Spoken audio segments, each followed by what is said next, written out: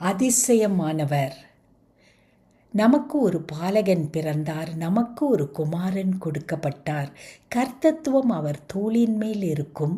அவர் நாமம் அதிசயமானவர். ஆலோசனை கர்த்தா, வல்லமை உள்ள தேவன், நித்திய பிதா, சமாதான பிரபு எனப்படும். ஏசாயா 9:6. அவருடைய பிறப்பு அதிசயமானது. அவரது வாழ்க்கை அதிசயமானது. அவர் செய்த ஊழியம் அதிசயமானது. அவருடைய பேச்சும் செயலும் அதிசயமானது.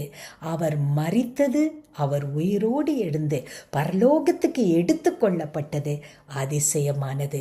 அதோடு முடிவடையவில்லை. இன்றும் அவர் எனக்குள் வாழ்ந்து அதிசயமான தன்னை, என்னுடைய வாழ்க்கையை அதிசயமாக மாற்றி வெளிப்படுத்தி கொண்டே இருக்கிறார். ஆம், அவர் நமக்குள் வாழ்வதால் நம்முடைய வாழ்க்கை அதிசயமாய் மாறிவிட்டது. நம்மை பார்க்கிறவர்கள் அதிசயமாய் பார்க்கிறார்கள்.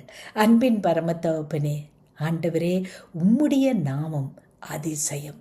அந்த அதிசயமான உம்முடைய நாமத்தின் மூலமாக எங்கள் வாழ்க்கையை அதிசயமாக மாற்றிவிட்டீரே. எப்படியோ இருந்த எங்களை இப்படி மாற்றி உம்முடைய நாமம் மகிமைக்காக மக்கள் எங்களை பார்த்து அதிசயப்படுகிற வகையில் எங்களை தூக்கி எடுத்து கண்மலையின் மேல் வைத்திருக்கிற எங்கள் அதிசயமான தேவனே, உமக்கு நன்றி அப்பா, நன்றி. இயேசு கிறிஸ்துவின் மூலமே ஆமேன்.